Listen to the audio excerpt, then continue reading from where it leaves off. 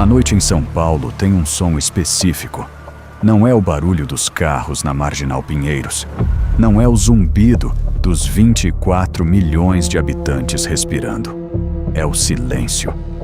Um silêncio que desce sobre a Zona Sul às 11 da noite, quando os portões de ferro se fecham e os cachorros param de latir. Mas na Zona Leste, naqueles bairros que os mapas turísticos ignoram, o silêncio é diferente. É um silêncio que espera, que ouve, que calcula. Em 1993, um homem chamado Misael, mais conhecido como Misael Apóstolo, estava sentado em uma cela superlotada no anexo da casa de detenção, o famoso Carandiru. Ele tinha 23 anos. O cheiro era insuportável. Suor, urina, ferrugem, sangue seco. Os presos dormiam amontoados, um sobre o outro, como animais em um caminhão de gado.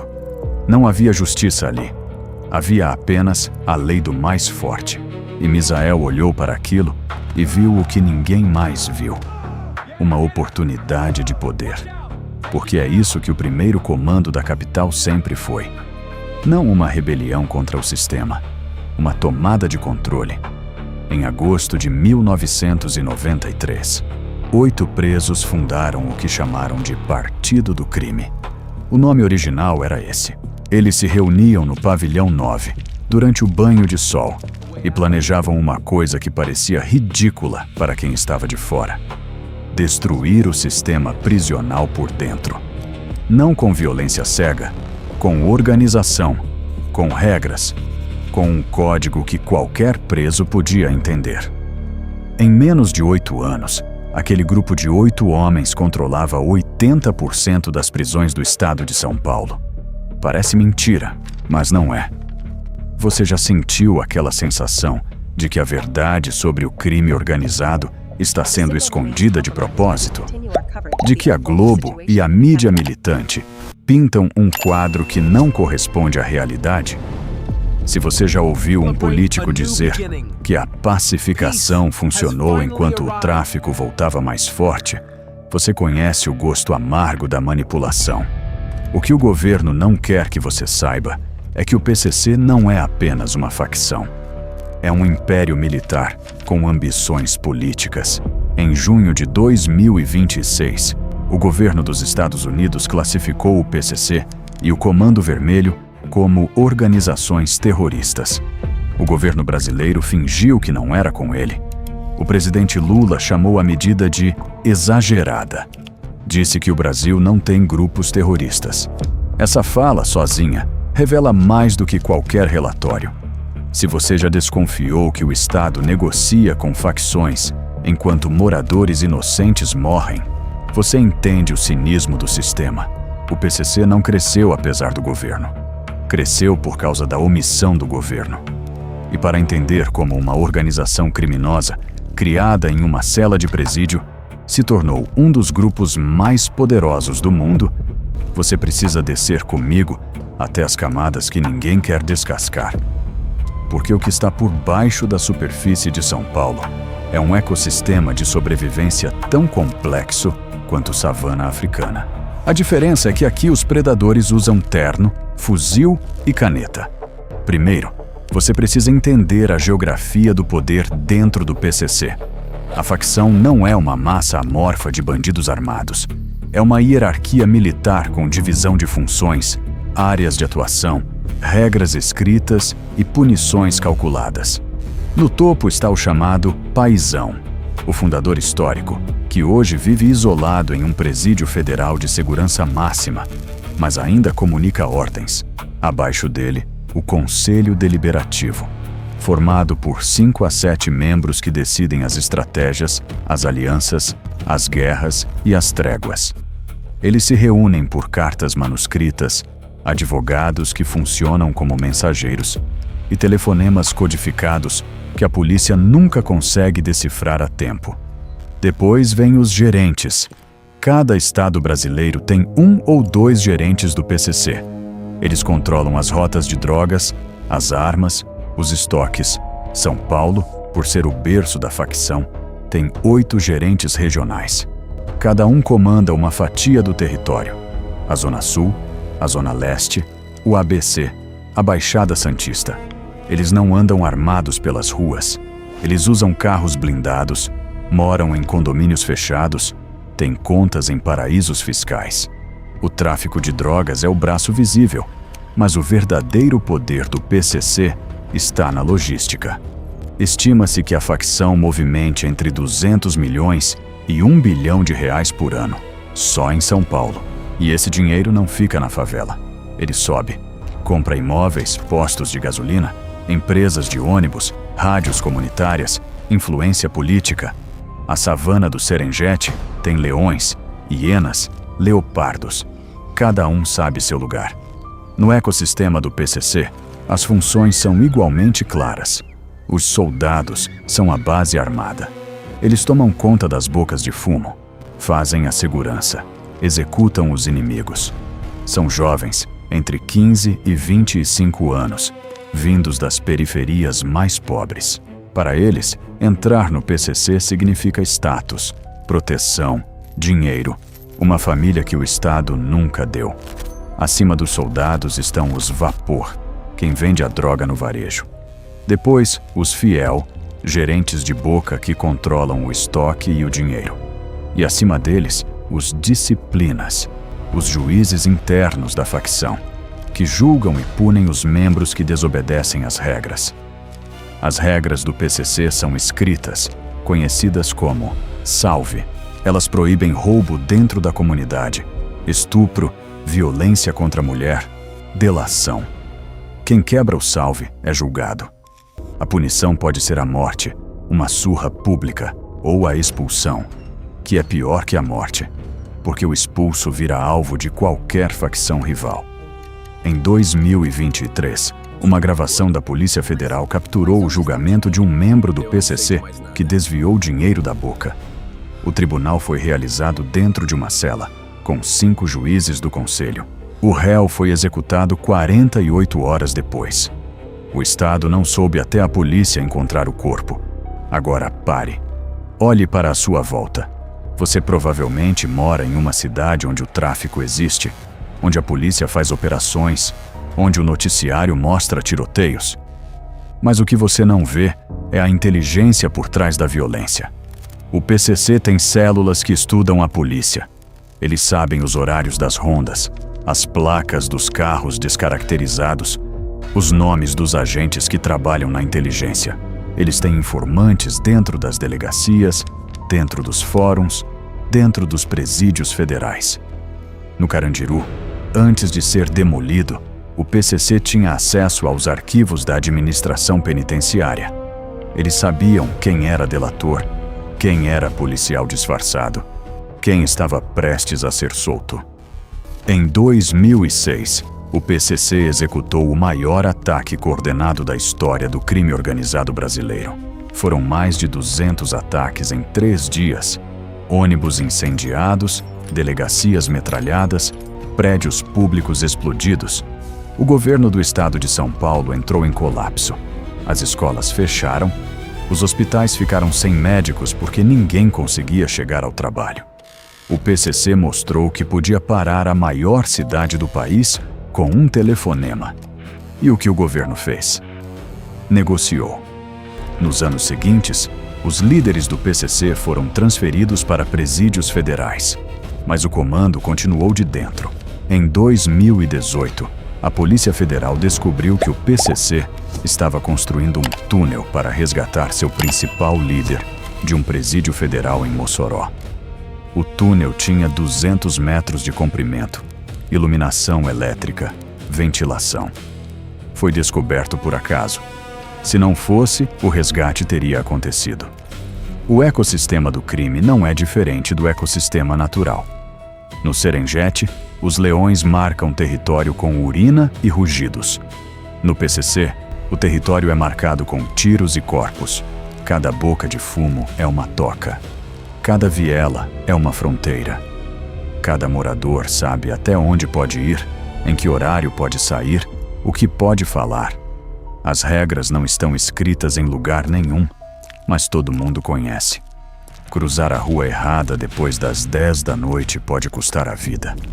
Não porque alguém vai te matar por maldade, porque você entrou no território errado, na hora errada, e o olheiro não sabe se você é polícia, é de outra facção, ou é um inocente que vai testemunhar depois. Essa comparação entre o ecossistema do crime e a savana não é metáfora. É a estrutura real de poder que a mídia nunca mostra. Se você quer continuar desmontando esse sistema regra por regra, se inscreva no canal. Cada vídeo expõe uma camada que o governo e a imprensa insistem em esconder. Deixe nos comentários a palavra savana, se você também percebeu que o crime obedece à mesma lógica implacável da natureza. Em 2021, o Comando Vermelho tentou invadir uma área controlada pelo PCC na zona leste de São Paulo. A guerra durou 6 meses, 100 mortos. A polícia chamou de acerto de contas. A Globo mostrou os números, mas não mostrou o padrão. Cada morte foi calculada para expandir ou defender território. A savana respira, e o que respira quer mais território. Se você chegou até aqui, é porque algo no que está ouvindo ressoa com o que você já desconfiava. Você já sentiu que a narrativa da mídia é incompleta? Já viu o noticiário mostrar uma versão e o morador da favela contar outra? O que diferencia você da massa que aceita a versão oficial é a capacidade de questionar, de olhar para o mapa completo, de entender que o crime organizado é um sintoma de um sistema maior e que enquanto o governo finge que controla, as facções expandem. Continue comigo, porque o que vem agora não é apenas sobre o PCC. É sobre como o Comando Vermelho, o Terceiro Comando, a milícia e o próprio Estado jogam o mesmo jogo, com regras diferentes, mas no mesmo tabuleiro. E você, morador da cidade, está no meio do campo de batalha. O Comando Vermelho nasceu no Rio de Janeiro em 1979, dentro do presídio de Ilha Grande. Enquanto o PCC surgia da superlotação e da falta de perspectiva em São Paulo, o CV nascia de um encontro entre presos comuns e presos políticos da ditadura militar. Essa diferença de origem moldou tudo. O CV aprendeu com os militantes de esquerda a arte da organização clandestina, células independentes, comunicação por códigos, infiltração em instituições. O PCC aprendeu com a administração prisional a arte do controle burocrático. 2 facções, 2 estratégias, um mesmo objetivo: poder. Hoje, o Comando Vermelho controla a maior parte do tráfico de drogas no Rio de Janeiro, especialmente nas favelas da Zona Sul: Rocinha, Vidigal, Cantagalo, Pavãozinho. Mas o território do CV vai muito além dos morros cariocas. A facção expandiu para o norte e nordeste, dominando rotas de drogas que saem da Amazônia, passam por Manaus, Belém, Fortaleza e chegam até a Europa. Em 2024, a Polícia Federal apreendeu 3 toneladas de cocaína pura no Porto de Santos, que pertenciam ao CV. A droga estava escondida dentro de uma carga de madeira serrada, com destino ao porto de Roterdã, na Holanda. O valor estimado, R$600 milhões. A logística do Comando Vermelho é assustadoramente profissional. Eles não usam apenas favelas como base. Eles têm fazendas no interior do Pará, onde plantam coca e processam a pasta base. Tem laboratórios na Bolívia e no Peru, onde refinam a droga até o grau de pureza exigido pelo mercado europeu. Tem contêineres próprios em portos brasileiros, comprados com empresas de fachada, registradas em nomes de laranjas. Tem navios inteiros fretados para transportar a carga. A diferença entre o CV e uma empresa multinacional de logística é que a carga do CV é ilegal e o lucro é maior. Em 2022, a Receita Federal descobriu que o Comando Vermelho estava usando uma empresa de transporte de valores para lavar dinheiro. A empresa tinha contrato com bancos, com o governo do estado, com prefeituras. Os caminhões blindados que transportavam dinheiro de agências bancárias também transportavam malas de cocaína. Durante 3 anos, o CV usou a frota blindada para distribuir droga em todo o estado do Rio. Ninguém desconfiou, porque a empresa era legal, tinha sede, tinha funcionários registrados, pagava impostos. A inteligência do CV entendeu uma coisa, que a polícia demorou a aprender. O crime não se esconde na ilegalidade. O crime se esconde na legalidade. Você já viu um caminhão blindado na rua e pensou no que ele carrega? Aposto que pensou em dinheiro, não em droga. É exatamente por isso que o CV escolheu esse método. Eles estudam o comportamento humano. Sabem que o olho não procura o que parece normal. O gerente de logística do CV não é um bandido com fuzil na mão.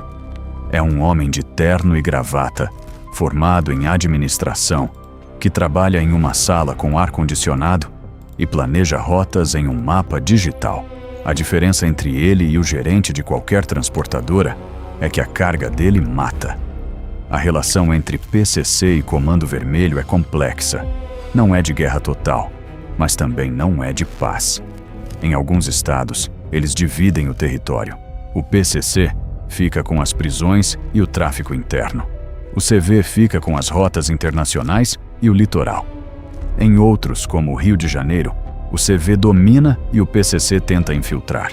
Em 1997, o PCC e o CV assinaram um pacto de não agressão, conhecido como Pacto de Sangue, em uma reunião realizada dentro do presídio de Bangu 1.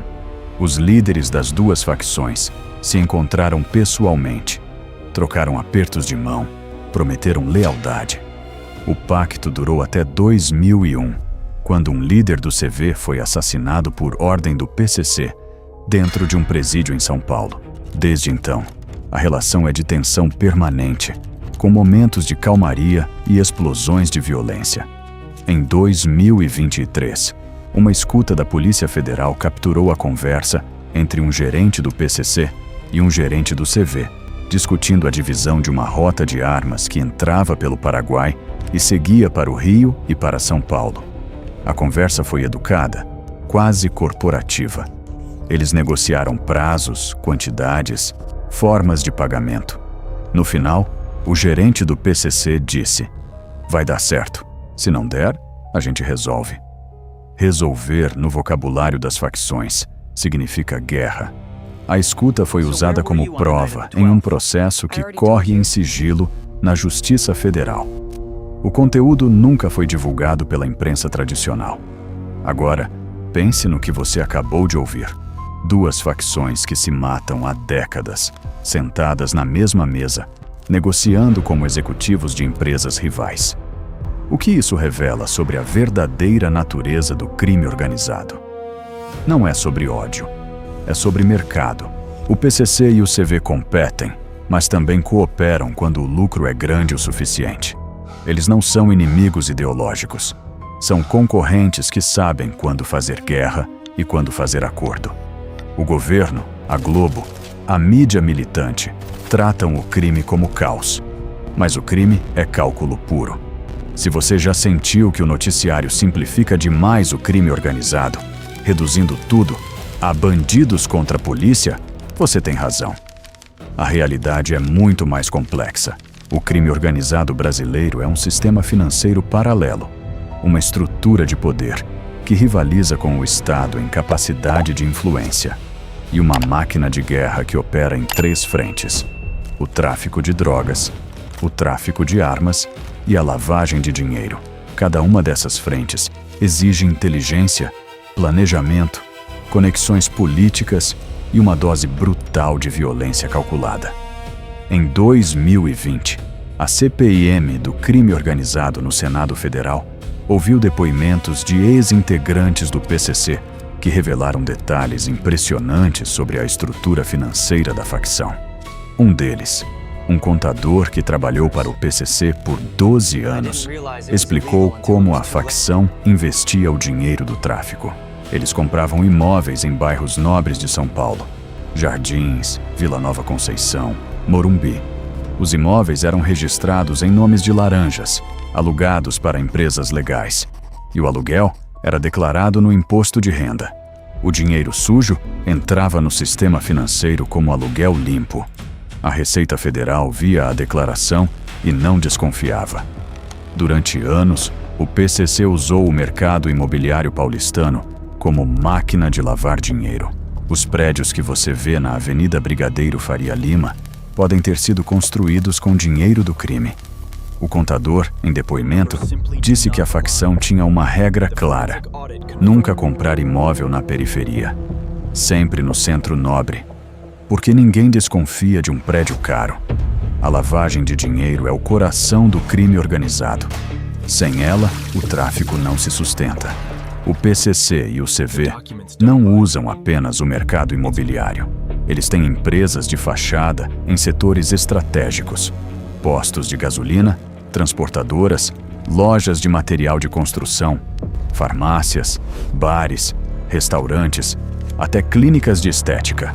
Cada empresa legal gera notas fiscais, contrata funcionários, paga impostos. O dinheiro do tráfico entra como receita legal e sai como lucro limpo. A Polícia Federal estima que o crime organizado lave entre 50 e 100 bilhões de reais por ano no Brasil. Isso é mais do que o orçamento de vários ministérios somados. E o Estado? O Estado sabe. As agências de inteligência produzem relatórios todos os anos, detalhando as rotas, os métodos, as pessoas envolvidas. Mas a ação é lenta, fragmentada, muitas vezes sabotada por interesses políticos. Em 2025, o Tribunal de Contas da União divulgou um relatório mostrando que a União perdeu o controle de 240 bilhões de reais em recursos públicos destinados à segurança nos últimos 10 anos. O dinheiro simplesmente desapareceu. Foi desviado, mal aplicado ou nunca chegou ao destino. Enquanto isso, as facções continuam crescendo. Se você está sentindo uma ponta de irritação agora, é porque a verdade é desconfortável. O crime organizado não é um problema de polícia. É um problema de soberania. O Estado brasileiro perdeu o monopólio da força em grandes áreas do seu território. Em muitas comunidades, quem dita as regras não é o governo. É o gerente da boca. Quem resolve disputas não é o juiz. É o tribunal do PCC. Quem cobra imposto não é a prefeitura. É a facção, na forma de pedágio ou taxa de segurança. O Estado virou um espectador e, em muitos casos, um cúmplice silencioso. O Complexo do Alemão, na zona norte do Rio, é o exemplo mais claro desse fenômeno. Durante anos, o Alemão foi considerado o quartel-general do tráfico no Rio. As imagens de helicóptero mostravam as vielas estreitas, os barracos amontoados, os homens armados com fuzis. Em 2010, o governo anunciou a pacificação, uma ocupação militar das favelas com unidades de polícia especializada. O exército entrou, expulsou os traficantes, instalou unidades de polícia pacificadora. A imprensa comemorou. A Globo fez matérias emocionadas sobre a retomada do território. O governo Lula e depois o governo Dilma usaram a pacificação como vitrine internacional para a Copa do Mundo e as Olimpíadas. Mas a pacificação nunca foi real. Em 2013, 3 anos depois da ocupação, o tráfico já tinha voltado. Os traficantes não saíram do Alemão. Eles subiram para as áreas mais altas, para os morros vizinhos, para as comunidades que a polícia não alcançava. E de lá, continuaram controlando o movimento. Em 2018, a Polícia Civil descobriu que o Comando Vermelho tinha reativado todas as bocas de fumo do Alemão durante a pacificação. Os traficantes pagavam propina para policiais da UPP para poder operar. A propina era conhecida como mensalão, uma referência irônica ao escândalo político. Os traficantes chamavam os policiais corruptos de funcionários. Diziam: o funcionário do mês recebeu o salário dele. A ironia é amarga. O Estado gastou bilhões em ocupação militar, em equipamentos, em treinamento. E o resultado foi que o tráfico continuou operando, só que com custo adicional de propina. O morador do Alemão viveu a mesma guerra, só que com mais policiais armados nas ruas e a mesma sensação de abandono. Se você já morou em favela ou conhece alguém que mora, sabe que a realidade é essa. A polícia entra, faz operação, mata alguns traficantes, sai. E o tráfico volta no dia seguinte. A guerra é cíclica e o único perdedor é o morador, que fica no meio do fogo cruzado. Em 2023, um estudo da Universidade Federal do Rio de Janeiro mapeou a presença do crime organizado em todo o estado. O resultado: 85% dos municípios do Rio de Janeiro têm influência direta do Comando Vermelho ou das milícias. Em muitos desses municípios, a facção controla o transporte público, a venda de gás, a distribuição de água, a segurança privada. O Estado simplesmente não está presente. A prefeitura não coleta lixo, não faz manutenção de ruas, não oferece serviços básicos. Quem faz é a facção, cobrando, claro. O crime organizado virou prestador de serviço público. E isso não é exclusividade do Rio. Em São Paulo, o PCC controla a distribuição de gás de cozinha em bairros da periferia. O botijão de gás que chega na sua casa pode ter passado pela mão do PCC. Em Manaus, o Comando Vermelho controla o transporte fluvial de passageiros e cargas. Os barcos que navegam pelos rios da Amazônia pagam pedágio para o CV. Em Fortaleza, as facções locais, aliadas ao PCC, controlam a venda de água em comunidades carentes. A água que o morador bebe é vendida pela facção, a um preço que o Estado permite porque não está lá para fiscalizar. Você percebe o padrão? O crime organizado não quer apenas dinheiro, quer controle territorial, quer substituir o Estado. O objetivo final não é enriquecer, é governar. O PCC já declarou publicamente, em cartas apreendidas pela polícia, que pretende ser o Estado dentro do Estado. Eles se veem como um governo paralelo, com legitimidade conquistada pela força e pela capacidade de impor ordem onde o governo oficial não consegue. Essa ambição política é o que diferencia o crime organizado brasileiro da criminalidade comum, e é o que torna a classificação de terrorismo do governo americano tão acertada. Em 2025, um relatório do Departamento de Estado dos Estados Unidos, obtido com exclusividade pela imprensa internacional, detalhou as conexões entre o PCC, o Comando Vermelho e grupos terroristas internacionais. O relatório afirma que o PCC estabeleceu contato com o Hezbollah, no Líbano, para cooperação em tráfico de drogas e lavagem de dinheiro. A rota da cocaína brasileira para a Europa, controlada pelo CV, também é usada pelo Hezbollah para movimentar recursos. O dinheiro do tráfico financia operações terroristas no Oriente Médio. E o governo brasileiro, segundo o relatório, não age com a devida urgência. A informação é grave. O Brasil não é apenas um produtor e exportador de drogas. É um hub de financiamento do terrorismo internacional. E o PCC e o CV são os operadores desse hub. O governo brasileiro, por ação ou omissão, permite que isso aconteça. As fronteiras são porosas. Os portos são mal fiscalizados. As agências de inteligência estão desarticuladas. E os políticos, de ambos os lados do espectro, evitam o tema porque enfrentar o crime organizado significa enfrentar o sistema que o alimenta. Se você está ouvindo isso e sentindo que a verdade está sendo revelada, é porque ela está. O que a mídia tradicional não mostra, o que o governo esconde, é que o crime organizado brasileiro é uma ameaça existencial. Não é apenas violência urbana, é uma guerra não declarada. E o campo de batalha é a sua cidade, o seu bairro, a sua rua. Cada vez que você ouve um tiroteio, cada vez que vê um carro queimado na marginal, cada vez que lê sobre uma rebelião em presídio, você está vendo os movimentos desse exército paralelo.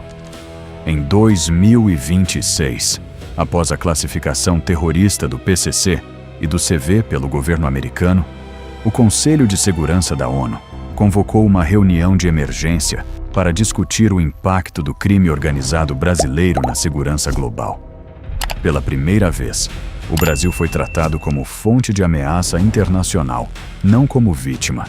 A diplomacia brasileira tentou minimizar, alegando que a medida americana era exagerada e unilateral. Mas os dados são incontestáveis. As apreensões de drogas, as interceptações telefônicas, os relatórios de inteligência, tudo aponta para uma organização criminosa transnacional que opera com a mesma sofisticação de um cartel mexicano ou de uma máfia italiana. O que o governo brasileiro não quer que você saiba é que o PCC tem representantes em pelo menos 15 países, incluindo Paraguai, Bolívia, Colômbia, Peru, Venezuela, Estados Unidos, Espanha, Portugal, França, Inglaterra, Holanda, Bélgica, Suíça, Alemanha e Itália. Em cada um desses países, o PCC mantém contato com grupos criminosos locais, estabelece rotas de drogas, lava dinheiro, compra armas. A facção se tornou uma empresa global. E o Brasil, o país que a viu nascer, a trata como um problema local. Pense por um momento no que isso significa. Uma organização que começou com 8 homens em uma cela superlotada no Carandiru, hoje opera em 3 continentes, movimenta bilhões de dólares, tem conexões com grupos terroristas e influencia eleições em municípios brasileiros. O governo, a imprensa, os intelectuais, todos tratam o PCC como crime comum. Mas não é. É um poder paralelo crescente. E a cada dia que o Estado finge que não é, o PCC fica mais forte. Em 2023, a Polícia Federal prendeu um integrante do PCC no Paraguai, que era responsável por coordenar o tráfico de armas da facção. No celular dele, foram encontrados vídeos de treinamento militar. Os membros do PCC aprendiam a usar fuzis de precisão, a montar emboscadas, a realizar operações de resgate. Os vídeos eram produzidos pela própria facção, em fazendas no interior do Paraguai, com instrutores que tinham experiência em forças armadas. O PCC não apenas compra armas, treina seus soldados. O treinamento militar não é exceção, é regra. Em 2024, uma operação conjunta da Polícia Federal Brasileira com a Secretaria Nacional Antidrogas do Paraguai apreendeu um carregamento de fuzis AR-15 e metralhadoras IMI-UZI escondidos em um carregamento de soja. O destino era o PCC. As armas vieram da Ucrânia, passaram por um entreposto na Europa, chegaram ao Paraguai via Porto de Buenos Aires. A rota tinha 4 países, 3 documentos fiscais falsos, 2 empresas de fachada. O PCC pagou $300 mil pelo lote. O valor de revenda no Brasil, $3 milhões. A guerra no leste europeu abriu um novo mercado de armas para o crime organizado brasileiro. Enquanto o governo discute políticas de desarmamento, as facções compram fuzis de guerra a preço de custo. A inteligência do PCC não se limita a armas e logística. A facção desenvolveu um sistema de comunicação tão sofisticado que desafia a capacidade de interceptação da polícia. Eles usam aplicativos de mensagem criptografada como o Signal e o Telegram, mas com uma camada extra de segurança. Os chips de celular são comprados em nome de laranjas. Os aparelhos são trocados a cada 48 horas e as mensagens são apagadas automaticamente após a leitura. Em 2022, a Polícia Federal descobriu que o PCC estava usando uma rede de rádio amador para se comunicar entre presídios. As mensagens eram transmitidas em código, usando frequências que a polícia não monitorava. Quando a PF apreendeu os rádios, encontrou registros de conversas entre líderes da facção em 5 estados diferentes. O PCC tinha uma rede própria de comunicação, independente de telefonia celular ou internet. O Comando Vermelho desenvolveu uma tática diferente. Em vez de depender de tecnologia criptografada, o CV usa o que chama de soldados invisíveis, pessoas comuns que transportam mensagens escritas à mão em papéis dobrados que cabem na palma da mão. A mensagem é lida e destruída em minutos. Não há registro digital. Não há rastro eletrônico. O mensageiro pode ser um entregador de gás, um motorista de aplicativo, uma mulher que vai visitar o marido na prisão. A polícia pode prender o mensageiro, mas a mensagem já foi queimada. A tradição do CV, herdada dos presos políticos da ditadura, é a cultura da clandestinidade total. Cada célula da facção sabe apenas o necessário para operar. Um soldado não conhece o gerente. O gerente não conhece o conselho. O conselho não se reúne em lugar nenhum que a polícia possa grampear. Se você está começando a ver o crime organizado como um exército, você está no caminho certo. Mas não é um exército convencional. É um exército descentralizado, com células independentes, com capacidade de adaptação rápida e com uma vantagem cruel sobre o Estado. O crime não precisa seguir regras. O Estado precisa de mandado, de autorização judicial, de protocolo. O crime precisa apenas decidir. Em 2021, o Supremo Tribunal Federal autorizou uma operação sem precedentes. A Polícia Federal invadiu simultaneamente 42 endereços ligados ao PCC em 6 estados. A operação durou 18 meses de planejamento. Durante a invasão, a PF encontrou documentos que mostravam que o PCC havia criado um manual de guerra urbana. O manual ensinava técnicas de resistência armada, uso de explosivos, camuflagem e até táticas de guerra psicológica contra a polícia. O manual foi elaborado por um ex-militar das Forças Especiais Brasileiras que se tornou traficante de drogas e depois ingressou no PCC. O ex-militar foi preso em 2022, mas o manual continua circulando entre as facções, copiado à mão, passado de geração em geração de criminosos. A presença de ex-militares no crime organizado é um dos segredos mais bem guardados do Brasil. Em 2024, uma investigação da Polícia Civil do Rio de Janeiro revelou que pelo menos 45 ex-integrantes das Forças Armadas brasileiras estavam atuando como instrutores de tiro e planejadores de operações para o Comando Vermelho. Eles ensinavam os traficantes a montar emboscadas, a usar explosivos caseiros, a organizar células de resistência.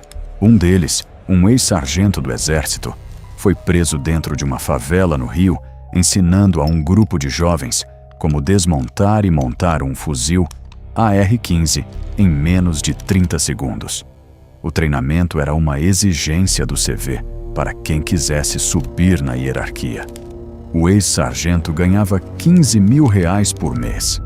Agora, você pode estar se perguntando: como o Estado permite que isso aconteça? A resposta é simples. O Estado não tem capacidade de impedir. As forças de segurança brasileiras estão sobrecarregadas, mal equipadas e muitas vezes corrompidas. Em 2023, um relatório da Controladoria Geral da União mostrou que 40% dos policiais penais no Brasil já foram investigados por algum tipo de envolvimento com o crime organizado. Em alguns presídios, como o de Presidente Venceslau, no interior de São Paulo, os agentes penitenciários são escolhidos pela facção, não pela direção do presídio. O PCC controla quem entra e quem sai das celas, quem trabalha na cozinha, quem recebe visitas. O Estado perdeu o controle do sistema prisional há muito tempo. Hoje, o presídio é território da facção e o governo paga os salários dos funcionários que trabalham para ela. Pense no que isso significa. Cada real que você paga em imposto vai para um sistema prisional que é controlado pelo crime organizado. Cada presídio federal de segurança máxima que o governo constrói é uma fortaleza que, em vez de isolar o crime, se torna o quartel-general da facção. A partir de dentro, o PCC coordena roubos, assassinatos, sequestros, tráfico de drogas e armas. O presídio virou um centro de operações, e o governo, em vez de admitir o fracasso, finge que o sistema funciona. Em 2020, o Ministério Público de São Paulo denunciou um esquema dentro do presídio de Presidente Bernardes, considerado um dos mais seguros do Brasil. Os líderes do PCC que estavam lá conseguiam enviar cartas para fora. Cartas com instruções para ataques, ordens de execução, planos de expansão. As cartas saíam dentro de livros, dentro de cadernos, dentro de roupas íntimas das visitas. A administração do presídio sabia, mas não conseguia impedir. Os agentes penitenciários eram ameaçados, subornados ou simplesmente ignoravam. Quando a denúncia veio a público, o governo estadual prometeu investigar. Ninguém foi preso. O senhor acabou de ouvir. Dentro de um dos presídios mais seguros do Brasil, o PCC enviava ordens de execução em cartas escondidas dentro de livros, e ninguém foi preso. Isso não é um acidente. É a prova de que o Estado não apenas perdeu o controle, como escolheu não recuperá-lo. Se você quer continuar expondo esse império paralelo, que a mídia e o governo fingem não existir, inscreva-se agora no canal e ative o lembrete, porque o que vem a seguir é ainda mais grave. Agora, me responda nos comentários. Você já desconfiava que as prisões brasileiras funcionam como escritórios do crime? Ou essa revelação mudou sua visão sobre o sistema? O silêncio da imprensa tradicional sobre esses fatos é ensurdecedor. A Globo cobre a violência no Rio como se fosse uma série de eventos isolados.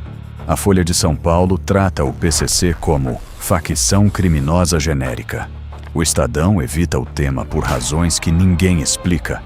A mídia militante de esquerda, por sua vez, trata o crime como consequência da pobreza e da desigualdade, ignorando o fato de que o PCC é uma das organizações criminosas mais ricas e poderosas do mundo. A pobreza pode explicar o crime de rua, não explica fuzis de guerra, treinamento militar e conexões internacionais. O que explica é poder. O PCC, o CV, as milícias, todos eles buscam poder. Poder sobre o território, sobre as pessoas, sobre o Estado. Eles não querem apenas dinheiro, querem controle. Querem que o Estado negocie com eles. Querem que a polícia tenha medo deles. Querem que o morador obedeça a eles. Em muitas comunidades brasileiras, eles já conseguiram. A facção é o governo. A lei é o salve. O juiz é o disciplina. O carrasco é o soldado. Se você já sentiu a sensação de impotência ao ver o crime avançar, enquanto o Estado parece paralisado, saiba que você não está sozinho. Milhões de brasileiros compartilham esse mesmo sentimento. A diferença é que a maioria aceita a versão oficial de que o crime é um problema de polícia. Mas você, que chegou até aqui, já sabe que é muito mais que isso. O crime organizado é um problema de soberania, de identidade nacional, de futuro. O Brasil está perdendo uma guerra que nem sequer declarou. Enquanto o governo Lula trata o PCC como exagero americano, os Estados Unidos apertam o cerco. Em 2026, o Departamento do Tesouro americano sancionou financeiramente 15 empresas de fachada ligadas ao PCC e ao CV, congelando ativos no valor de 200 milhões de dólares. As empresas estavam registradas em paraísos fiscais como Panamá, Ilhas Caimã e Emirados Árabes. O governo brasileiro foi informado da operação apenas 24 horas antes. A diplomacia brasileira reclamou da falta de aviso prévio. A verdade é que os americanos não confiam na capacidade do Brasil de agir sigilosamente. Tem medo de que a informação vaze para as facções. A classificação terrorista imposta pelo governo Trump teve um efeito imediato. O FBI abriu uma filial em São Paulo, dedicada exclusivamente ao combate ao PCC. Agentes americanos trabalham lado a lado com a Polícia Federal Brasileira, compartilhando inteligência, rastreando armas, monitorando contas bancárias. A presença do FBI em solo brasileiro é um sinal de que os Estados Unidos consideram o PCC uma ameaça maior do que o governo brasileiro admite. Para a diplomacia americana, o Brasil não é apenas um parceiro comercial. É uma zona de guerra não declarada contra o crime organizado transnacional. E você, cidadão comum, paga o preço dessa guerra todos os dias. O preço aparece no aumento da violência, na queda da qualidade de vida, na sensação de insegurança que acompanha cada saída de casa. Aparece também no bolso. O Brasil gasta 120 bilhões de reais por ano com segurança pública. Esse dinheiro poderia construir escolas, hospitais, infraestrutura, mas é consumido por uma guerra que o governo não consegue vencer. E enquanto as facções expandem, o Estado encolhe. Em 2024, a Polícia Federal descobriu que o PCC havia infiltrado um agente no setor de inteligência da Secretaria de Segurança Pública de um estado do Nordeste. O agente, um policial civil formado em Direito, trabalhava há 8 anos na instituição. Durante esse tempo, ele forneceu à facção informações sobre operações policiais, endereços de delegados, horários de patrulhamento e até dados pessoais de juízes e promotores. O policial foi preso, mas o dano já estava feito. O PCC sabia cada movimento da polícia antes de ela executar. A facção não precisa de um exército grande, precisa de um olho dentro do sistema. A cada revelação, o quadro fica mais nítido. O crime organizado brasileiro não é uma mancha na superfície. É uma raiz que penetrou cada camada da sociedade. Ele está na política, no judiciário, na polícia, nos presídios, na economia formal. Ele não pode ser extirpado com uma operação policial, por mais violenta que seja. Precisa de uma estratégia de guerra. E o Brasil, até agora, não tem estratégia. A sensação que fica, depois de descer todas essas camadas, é de um país refém. Refém de um sistema que o Estado criou com omissão, com corrupção, com negligência. Refém de facções que cresceram na sombra do poder público, usando o silêncio como combustível e a impunidade como escudo. O Brasil não é mais dono do seu território.